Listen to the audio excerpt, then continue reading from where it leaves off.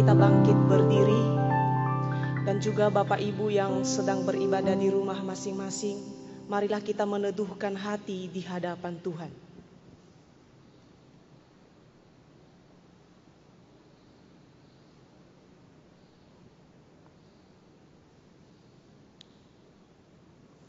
Jemaat yang saya kasihi di dalam Tuhan, mari arahkanlah hatimu kepada Tuhan dan beribadahlah kepadanya dengan percaya penuh dan penuh keyakinan bahwa pertolongan kita datangnya dari Tuhan, pencipta langit dan bumi.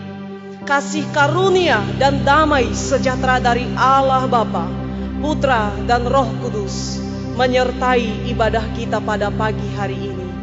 Amin. Mari bernyanyilah, bersoraklah bagi Tuhan, Raja di atas segala raja.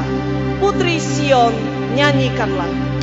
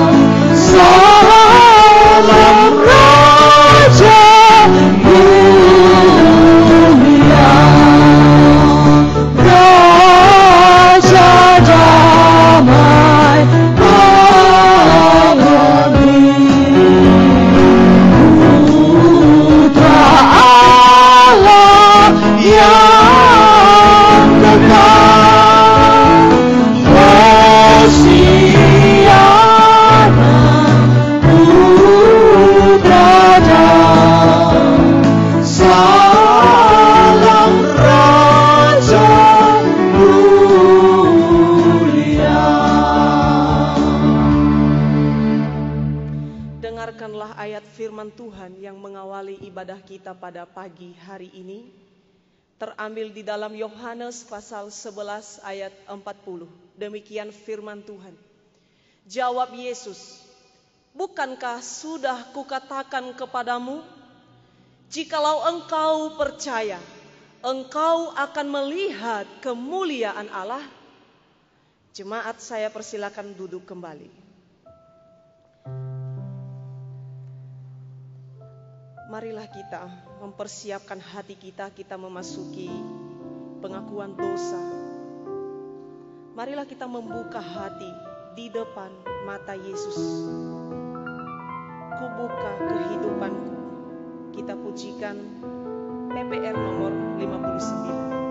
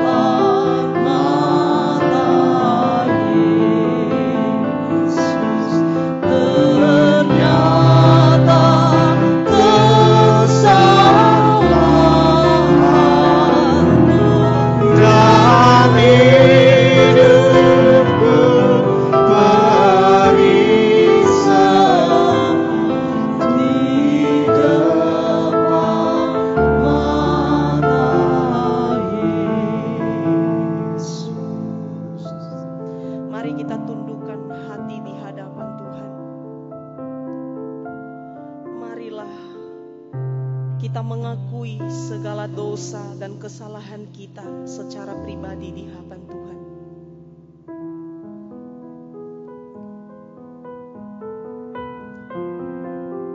Dosa adalah penghambat keselamatan.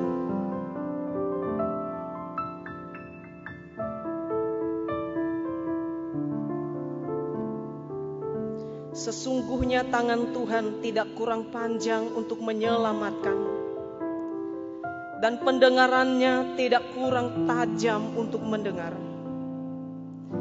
Tetapi yang merupakan pemisah antara kamu dan Allahmu ialah segala kejahatan,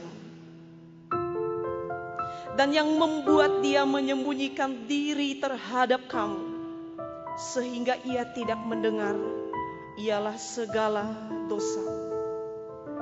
Buanglah segala dosa yang meresahkan, mengeraskan, menggersangkan, mengerdilkan iman kita di hadapan Tuhan. Segala dosa yang mungkin kesombongan, ketamakan, kemunafikan, kepahitan, kebencian, ketidakadilan yang kita lakukan, kebohongan, keegoisan. Tuhan, tolonglah kami. Ampunilah setiap kami, Tuhan. Tahirkanlah hati kami agar kami layak di hadapan-Mu.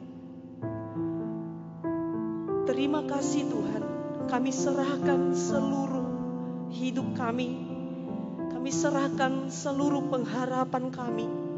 Dan kami percaya di dalam nama Tuhan Yesus ada belas kasihan, ada pemulihan, dan ada pembaharuan yang sejati. Lembutkan hati kami, karena kami datang di dalam nama Tuhan Yesus kami berdoa. Amin. Jemaat, mari saya undang bangkit berdiri. Berdasarkan kasih karunia Allah di dalam Tuhan, saya menyampaikan berita pengampunan dosa. Tuhan berkata Aku akan mentahirkan mereka dari segala kesalahan yang mereka lakukan dengan berdosa terhadap aku. Dan aku akan mengampuni segala kesalahan yang mereka lakukan dengan dosa dan dengan memberontak terhadap aku. Maka petunjuk hidup baru untuk kita yang telah ditebus oleh darah Yesus. Bersukacitalah senantiasa, tetaplah berdoa. Mengucap syukurlah dalam segala hal, sebab itulah yang dikehendaki Allah di dalam Kristus Yesus bagi kamu. Mari kita baca secara bersama-sama 1, 2, 3. Bersukacitalah senantiasa, tetaplah berdoa, mengucap syukurlah dalam segala hal, sebab itulah yang dikehendaki Allah di dalam Tuhan Yesus. Jemaat, saya persilakan duduk kembali. Kita telah ditebus, diperdamaikan di dalam anugerah melalui pengorbanan Kristus. Hanya oleh darah Yesus kita boleh diperlayakan di hadapan Allah. Mari kita bersama memuji Tuhan. Hanya oleh darah Yesus kita mendapat sentosa. PPR nomor 59.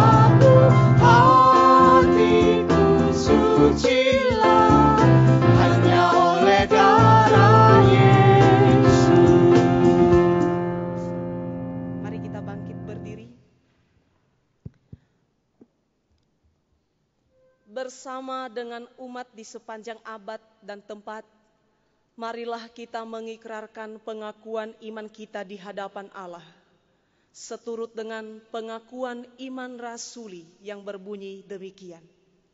Aku percaya kepada Allah, Bapa yang Maha Kuasa, Khalik langit dan bumi, dan kepada Yesus Kristus, anaknya yang tunggal Tuhan kita, yang dikandung dari Roh Kudus, lahir dari anak darah Maria, yang menderita sengsara di bawah pemerintahan Pontius Pilatus, disalibkan, mati dan dikuburkan, turun ke dalam kerajaan maut.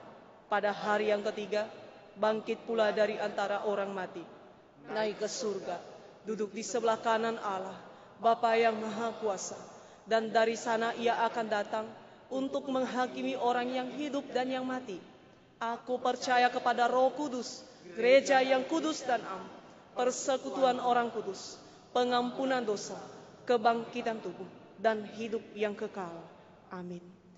Dalam keadaan tetap berdiri, marilah kita bersama menaikkan syafaat kita di hadapan Tuhan. Mari kita berdoa bersama-sama.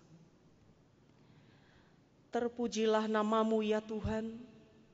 Kami bersyukur karena kami boleh beribadah kepada Tuhan. Kami yang ada di tempat ini maupun yang ada di rumah masing-masing, kami percaya bahwa kuasa Tuhan tidak terbatas oleh tempat.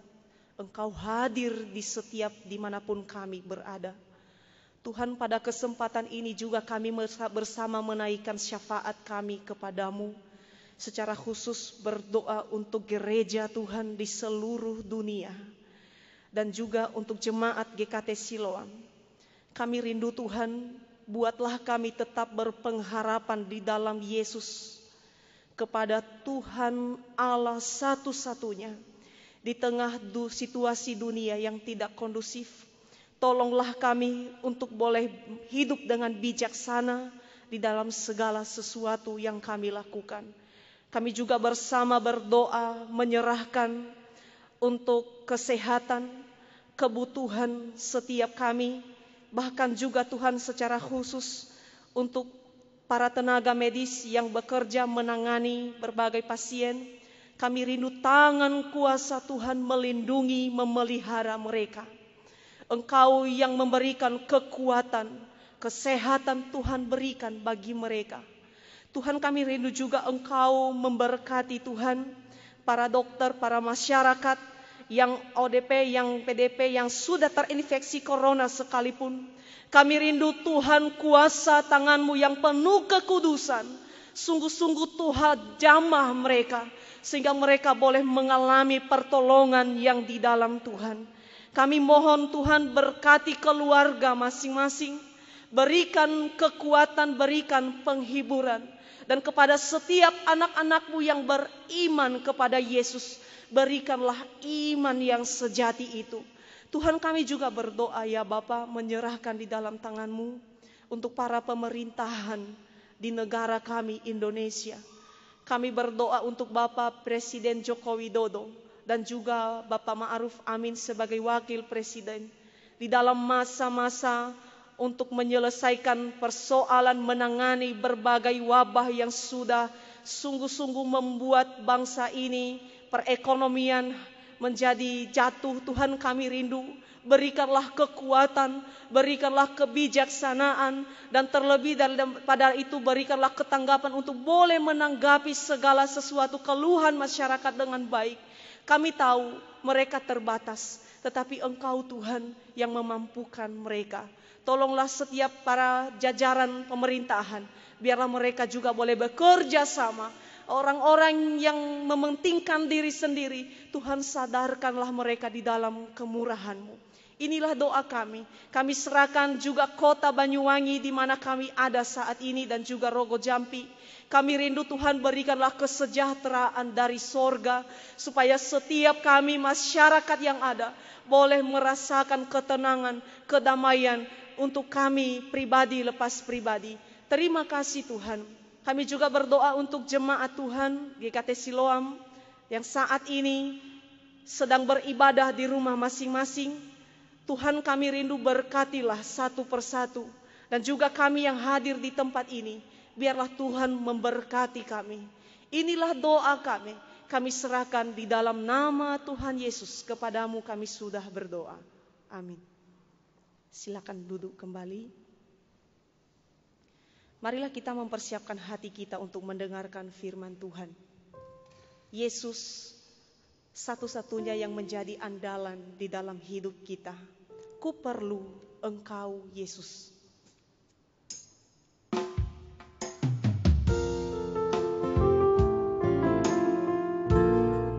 Biarlah kita menyanyikan pujian ini dengan penuh penghayatan di hadapan Tuhan.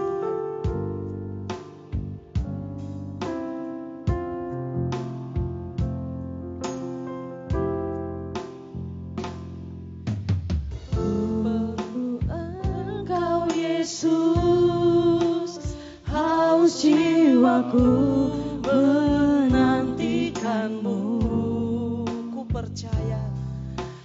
percaya Kau penuh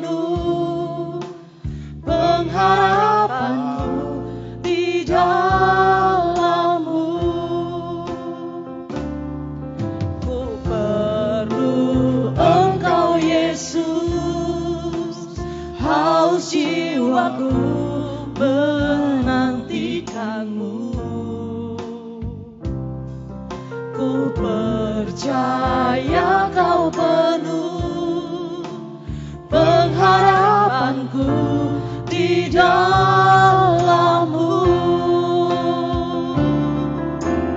Yesus, hanya Kau yang ku andalkan, melebihi siapapun juga. Yesus, hanya Kau yang ku percaya di setiap waktu. Tiada lain yang ku andalkan selain Kau, Yesus. Yesus, hanya Kau yang kuandalkan. Yesus, hanya Kau yang ku andalkan, melebihi siapapun juga. Yesus, hanya Kau yang ku percaya di setiap waktu. Tiada lain yang ku andalkan selain Kau, Yesus.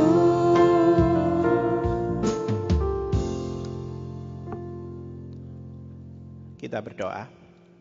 Bapa di dalam surga, kami akan merenungkan sebagian firman-Mu. Berkati setiap kami yang berada di rumah, yang beribadah bersama saat ini. Berkati kami. Terima kasih Tuhan, biarlah firman-Mu boleh kami cerna dan kami lakukan dalam hidup kami. Dalam nama Yesus Kristus kami sudah berdoa. Amin. Shalom Aleichem, Bisham Yahshua HaMashiach. Untuk semua umat, baik yang ada di sini, secara khusus yang sedang beribadah di rumah masing-masing, kita sama-sama memikirkan satu hal, yaitu dalam kondisi seperti ini, apa yang paling penting? Kalau di gereja kita bisa bersekutu, maka seharusnya apa yang dilakukan di gereja, apapun itu, di dalam keluarga harus lebih lagi. Betul demikian? Saya bayangkan pada saat ini kita semuanya bukan liburan. Kenapa banyak orang yang memikirkan masa-masa social distancing seperti ini? Oh, ini libur, tidak sekolah, tidak kerja atau kerja di rumah. Ya, sebenarnya ini bukan libur, tetapi kita bersembunyi terhadap virus ini. Bersembunyi, entah virus ini ujian dari Tuhan atau ini adalah murkanya Tuhan, kita tidak tahu. Ya, tetapi mari kita sama-sama bersembunyi. Ada orang yang mengatakan, mumpung libur kita jalan-jalan. Ini tidak libur, kita bersembunyi. Makin kita nongol, kita tidak bersembunyi, makin kita menjadi bahan penularan, menjadi objek yang bisa menularkan virus ini. Virus corona, virus itu racun, corona itu mahkota, berarti racun yang pakai mahkota. Dan ini berbahaya. Ya. Biasanya yang pakai mahkota itu bagus, tetapi ternyata ini adalah satu racun. Nah, mari kita sama-sama memikirkan saat inilah kita memikirkan bagaimana kita sekeluarga bisa berkumpul. Walaupun tidak semua bisa berkumpul karena ada keluarga-keluarga yang harus terpisah, berbeda kota karena berbeda tempat kerja dan dianjurkan untuk tidak pulang karena bisa jadi penularan. Tetapi mari kita bersama-sama dalam satu keluarga besar ini. Keluarga-keluarga kita bersekutu bersama-sama di hadapan Tuhan. Nah, saya mikirkan satu hal. Keluarga itu apa? Keluarga itu satu kumpulan baik suami, istri, anak-anak. Ada yang bergabung dengan mertua, orang tua. Ada yang bergabung dengan cucunya dan lain-lain. Nah, satu keluarga. Ya. Nah, tapi apa harapan di dalam keluarga? Ya. Mari kita sama-sama pikirkan soal keharmonisan. Keluarga itu bisa harmonis kan? Bagaimana? Keluarga itu bisa baik bagaimana? Kalau kita rukun, baik, tidak ada pertengkaran dan lain-lain. Tapi kalau kita melihat dari istilah Ibrani, misfekah ini, Maka sebenarnya keluarga itu bisa rukun, bisa baik kalau ada pergumulan di dalamnya. Ya. Ada pergumulan, perjuangan yang berdarah-darah, berair mata. Adanya tekanan-tekanan, adanya pressing-pressing.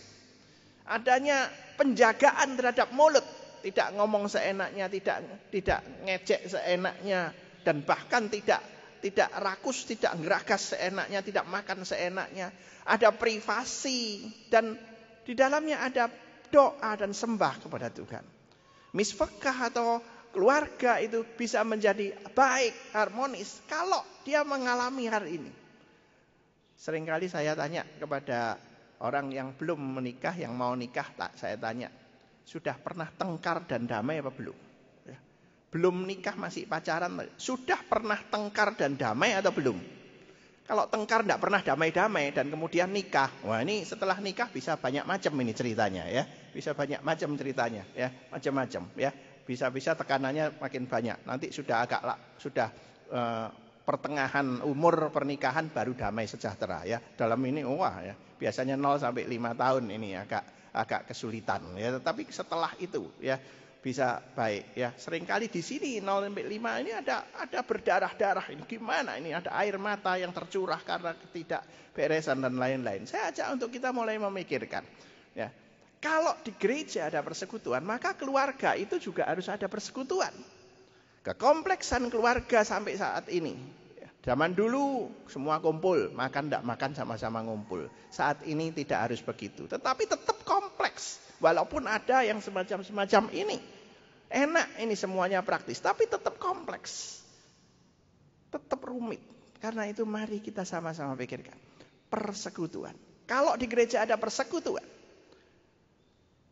maka di dalam keluarga harus ada persekutuan. Bahkan terus ada saling mendorong untuk bersekutu. Kisah 2 ayat 41 sampai 47. Saya ajak rekan-rekan yang di rumah, semua jemaat yang di rumah untuk bersuara membacakan bersama anak-anak ya, bersama anak-anak silakan baca ini ayat ini. 1, 2, 3. Dengan bertekun dan dengan sehati mereka berkumpul tiap-tiap hari dalam bait Allah. Mereka memecahkan roti di rumah masing-masing secara bergilir dan makan bersama-sama dengan gembira dan dengan tulus hati sambil memuji Allah, dan mereka disukai semua orang, dan tiap-tiap hari Tuhan menambah jumlah mereka dengan orang yang diselamatkan. Kalau di gereja harus seperti itu karena kita berkaca kepada jemaat mula-mula, maka di dalam keluarga seharusnya lebih lagi harus ada persekutuan, bertekun untuk belajar firman Tuhan bersama, berkumpul tiap-tiap hari, tidak sendiri-sendiri dengan gadgetnya sendiri-sendiri, memecahkan roti di rumah itu makan bersama ya, termasuk makan bersama-sama di rumah masing-masing, makan bersama, bergembira, kumpul di sana, memuji Tuhan. Dan keluarga yang penuh persekutuan, dia disukai semua orang. Wah ini ya, bersekutu ini luar biasa. Jangan sampai seperti ini ya. Ini gambar saya temukan ya, dari hak patennya siapa saya nggak tahu. Tapi ini saya pikirkan kalau suami istri, namanya suami sudah jadi suami istri, maka mereka adalah satu daging, satu tubuh ya, satu tubuh. Satu tubuh seperti ini. Tetapi suami akan pusing kalau istrinya seperti itu, betul ya? Kalau dibalik juga sama ya, mungkin suaminya yang cerewet, istrinya juga pusing juga, gitu. Apalagi kalau suami istri sama cerewet-cerewetan, wah pasti sama-sama pusing ya, dua-duanya pusing, tidak tahu ya. Apalagi kalau sudah kondisinya seperti ini, harus di rumah, wah sudah repot semuanya ya. Mari kita pikirkan, kita semuanya harus menghormati. Kenapa? Karena keluarga itu adalah model daripada hubungan dari Allah dengan umat. Ya, hubungan antara Kristus dengan gereja, modelnya, miniaturnya adalah hubungan suami dengan istri. Karena itu mari kita pikirkan ini. Persekutuan itu adalah persekutuan yang indah. Ya, persekutuan yang dialami oleh keluarga harusnya semacam ini. Setiap anggota keluarga seperti ini.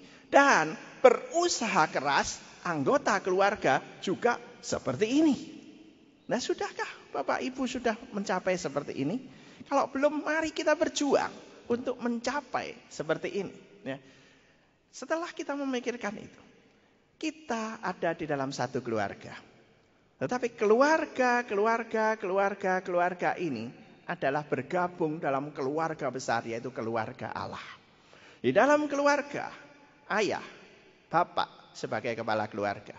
Di dalam keluarga Allah sebagai kepala keluarga.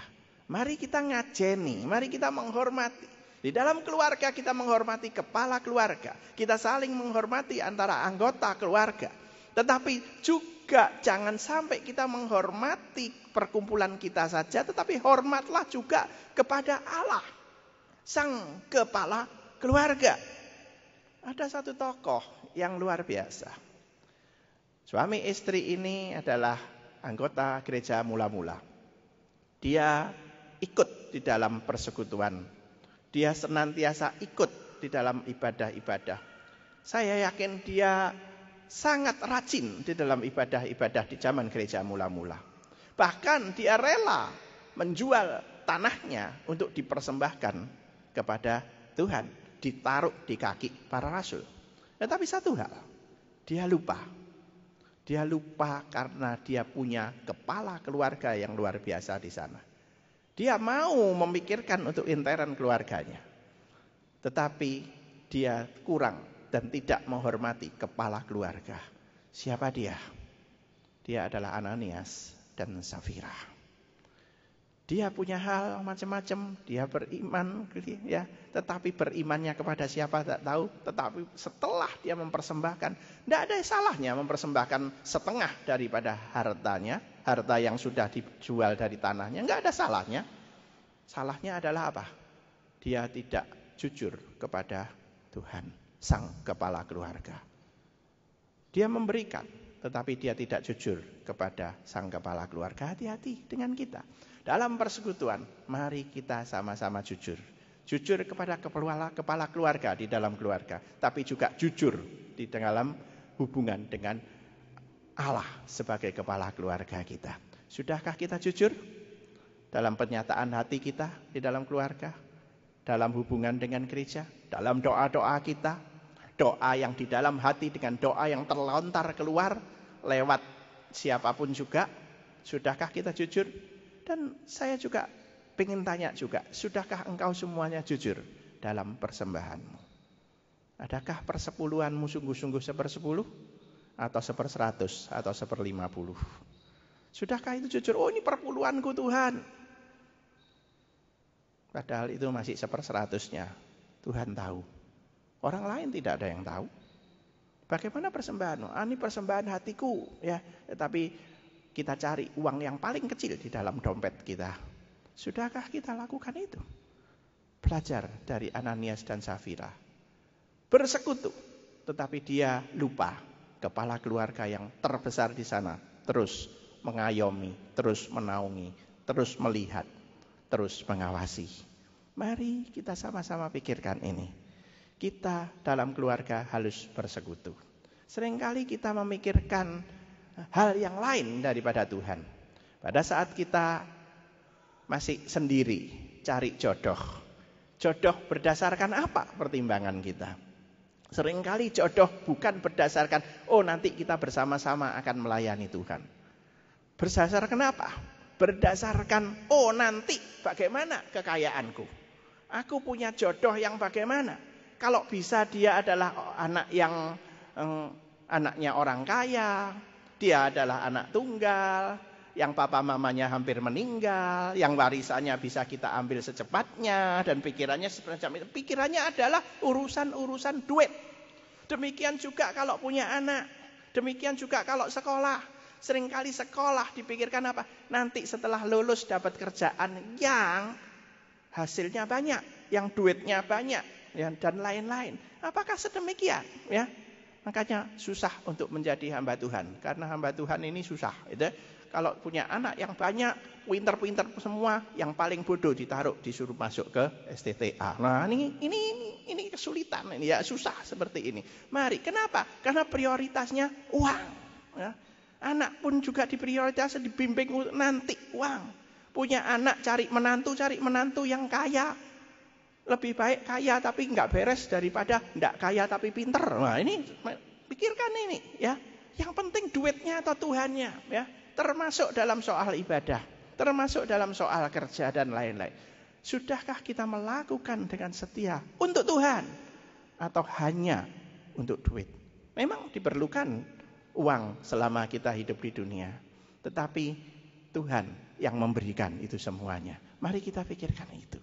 Kalau kita bersekutu dengan sungguh-sungguh di dalam keluarga, apa harapan kita dan apa hadiah kita? Dalam perumpamaan talenta, orang yang diberikan 5 talenta dan 2 talenta, mereka bisa mengembangkannya dengan luar biasa. Maka apa dikatakan di sana? Hasilnya, maka kata tuannya itu kepadanya, baik sekali perbuatanmu itu. Hai hambaku yang baik dan setia. Engkau telah setia dalam perkara kecil. Aku akan memberikan kepadamu tanggung jawab dalam perkara yang besar. Apa kata Tuhan kita? Masuklah dan turutlah dalam kebahagiaan Tuhanmu. Kalau engkau dalam keluarga bersekutu dengan baik, Tuhan berkenan, masuklah dan turutlah dalam kebahagiaan Tuhanmu. Di mana itu? Nantinya pasti di rumah Bapa di surga yang mulia. Keluarga harus saling bersekutu. Yang kedua, keluarga harus saling melayani. Saling melayani satu dengan yang lain. Kita harus melayani. Matius 20 ayat 27 sampai 28 kalau kita ngomong soal khotbah topikal saat ini. Matius 20 ini adalah kisah 2 saudara ya, 2 saudara yang ngajak ibunya ngomong dengan Tuhan Yesus supaya mereka berdua nantinya kalau Tuhan Yesus jadi raja yang dalam pikiran mereka menjadi raja Yahudi seperti Herodes atau mengalahkan Romawi, mereka berdua menjadi panglima-panglima atau orang-orang nomor 1 dan nomor 2 di sebelah kanan dan kiri daripada sang raja.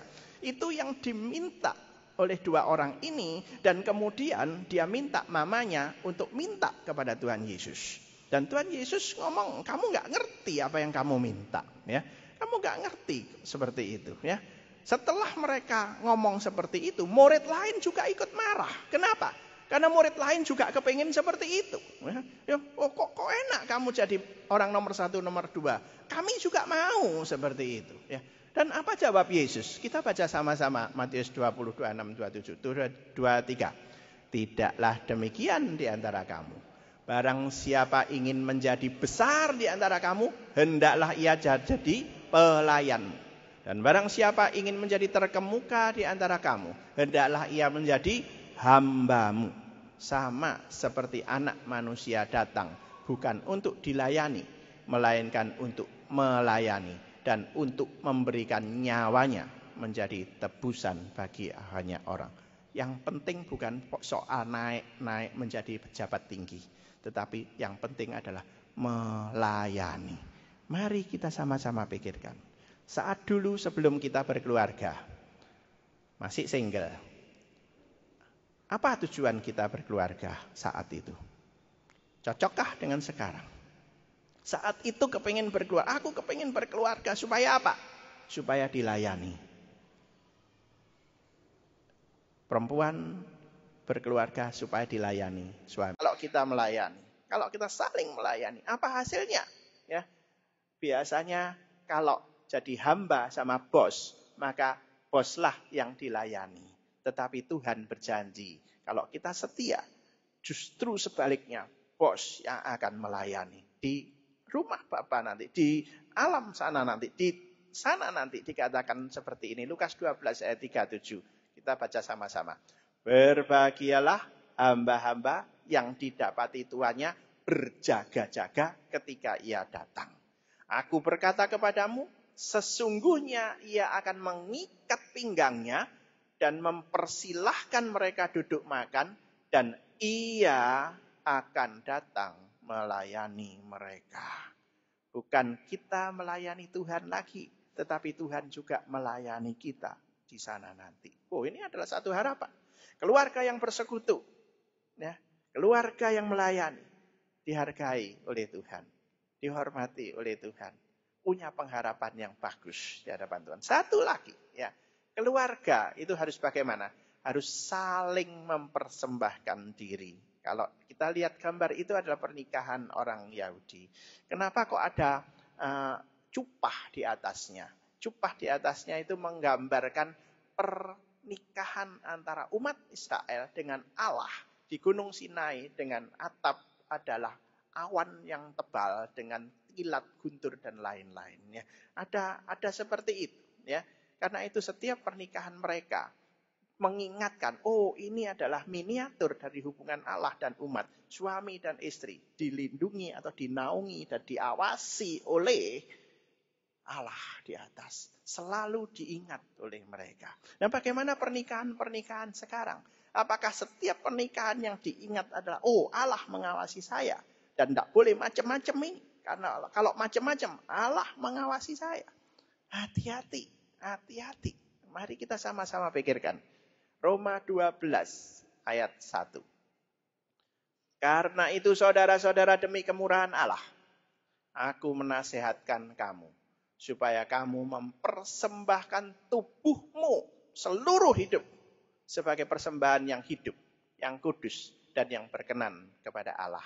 Itu adalah ibadahmu yang sejati. Di dalam gereja, kita beribadah dengan cara mempersembahkan diri kita. Di dalam keluarga, seharusnya lebih lagi. Kita harus saling mempersembahkan diri kita.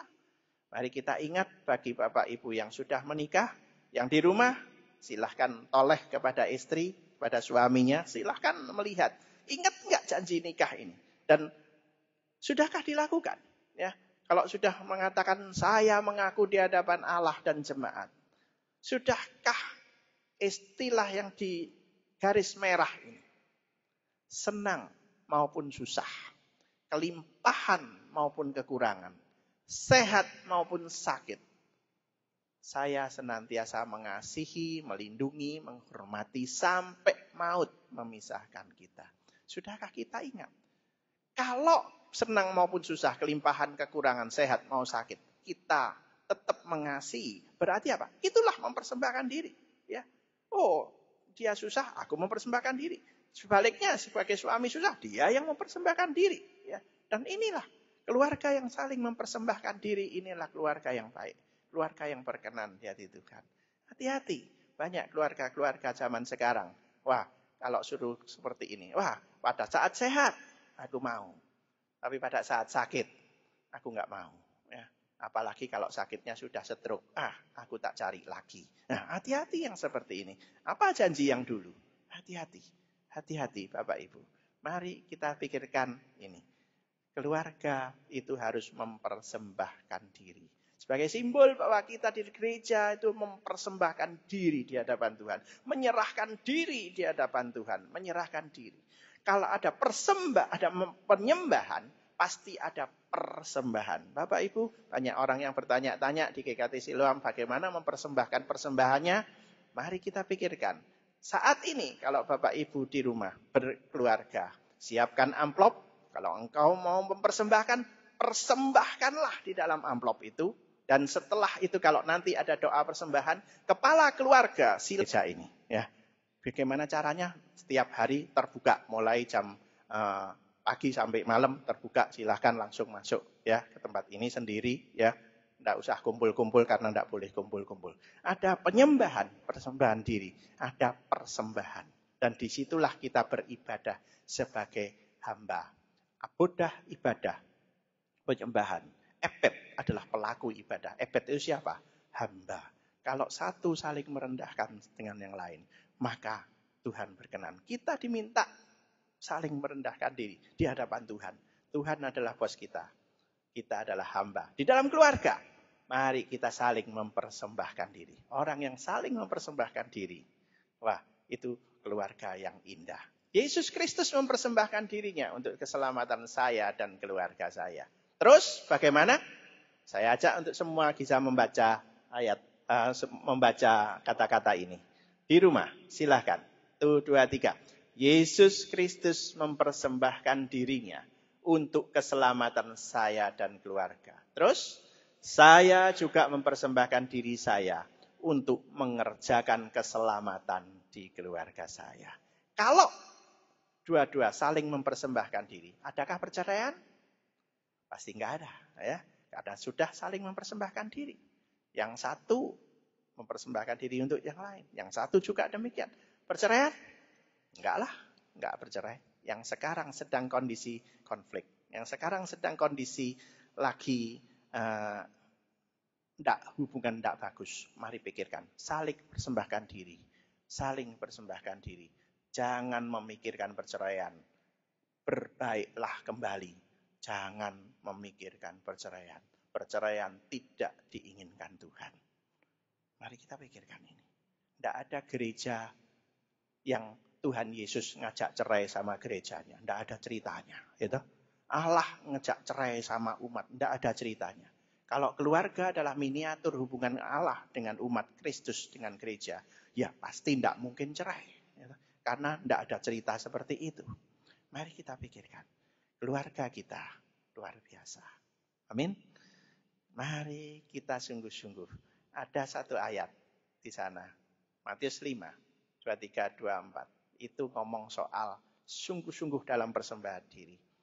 Sebab itu jikalau engkau mempersembahkan persembahanmu di atas mezbah dan engkau teringat akan sesuatu yang ada di dalam hati saudaramu terhadap engkau. Engkau tahu bagaimana hati saudaramu sedang mangkal, sedang bermasalah terhadap engkau.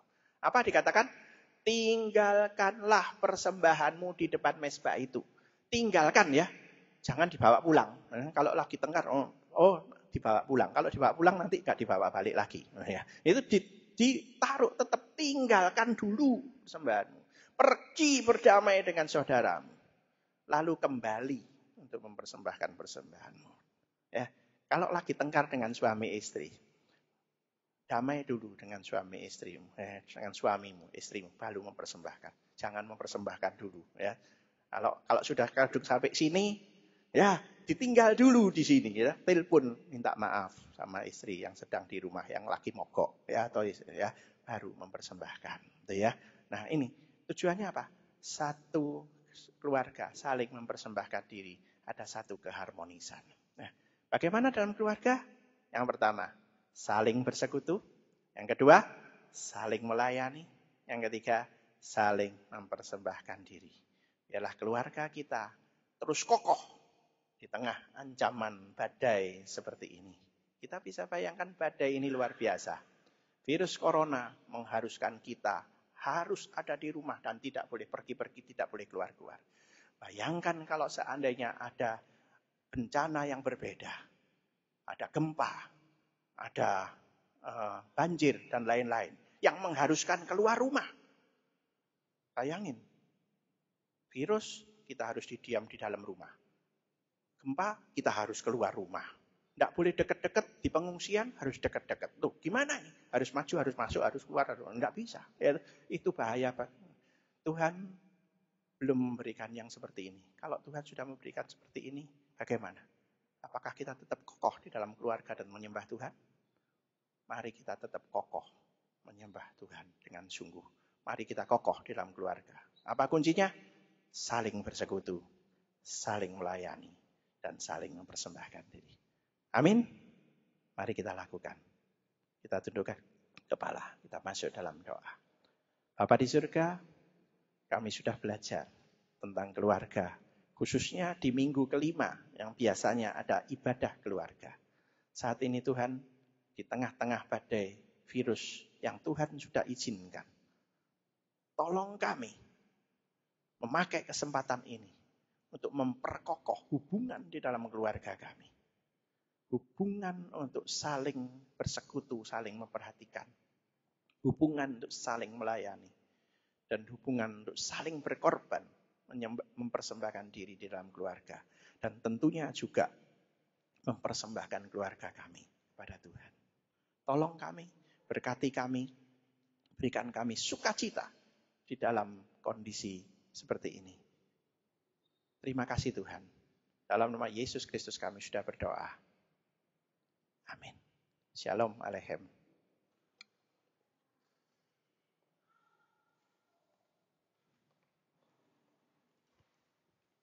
Ya, terima kasih untuk Bapak Pendeta Dani yang telah melayani firman pada pagi hari ini. Dan jemaat sekalian, marilah kita mempersiapkan persembahan kita. Mari kita bersama-sama memberikan yang terbaik untuk kemuliaan Tuhan. Mari kita bersama menaikkan pujian, Yesus harapan jiwaku.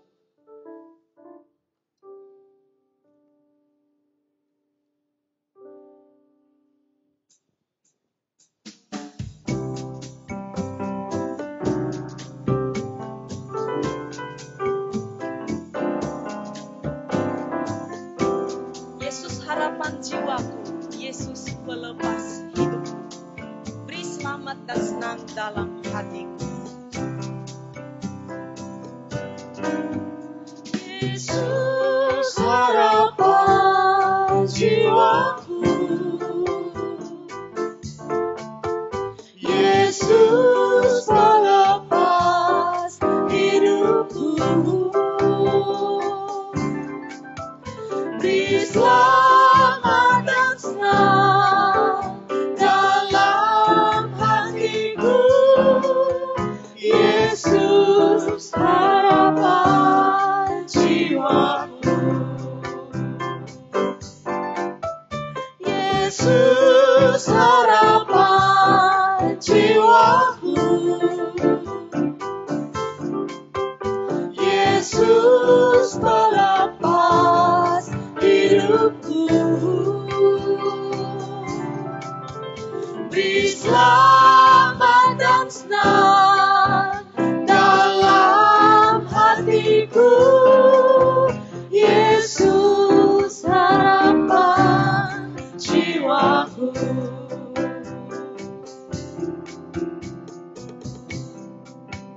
Ya, mari kita bersama berdoa, mari kita bangkit berdiri. Engkau telah mengorbankan nyawamu untuk menyelamatkan kami ya Tuhan. Dan kami menyadari betapa besar anugerah Tuhan yang boleh kami nikmati dalam hidup ini. Dan Engkau mengajarkan kami untuk kami boleh menyatakan syukur kami kepadamu. Dan biarlah iman itu, pengharapan itu, sungguh-sungguh memacu kami untuk terus-menerus mempersembahkan hidup dan apa yang kami miliki untuk mempermuliakan Tuhan. Terimalah persembahan yang setelah jemaat kumpulkan, yang ada di gereja, di tempat ini maupun di rumah masing-masing. Tuhan kuduskanlah, Tuhan jadikanlah persembahan yang berbau harum dan yang menyenangkan hati Tuhan. Engkau memberkati satu persatu. Di dalam nama Yesus kami sudah berdoa. Amin. Marilah kita mengembalikan segala pujian, hormat, kemuliaan bagi Allah. Doksologi dan berkat akan disampaikan oleh Bapak Pendeta Dani.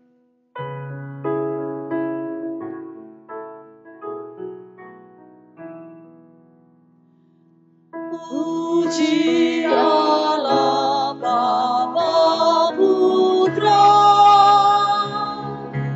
puji Allah Roh Kudus,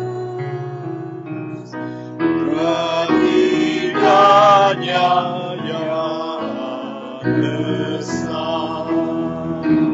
Pohon selamat sumber berkah. Sidang jemaat sekalian, yang di rumah juga, arahkan hatimu pada Tuhan. Tuhan memberkati engkau dan melindungi engkau. Tuhan menyinari engkau dengan wajah-Nya dan memberikan engkau kasih karunia-Nya.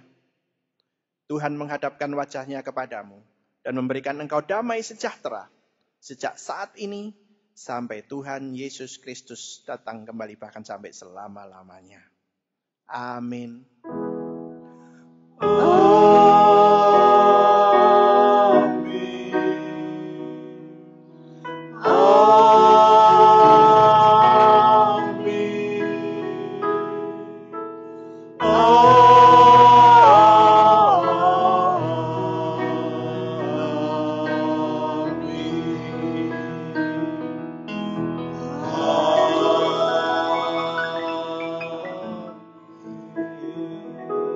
silakan mengambil saat teduh, silakan meneruskan doa-doa keluarga yang belum selesai, silakan.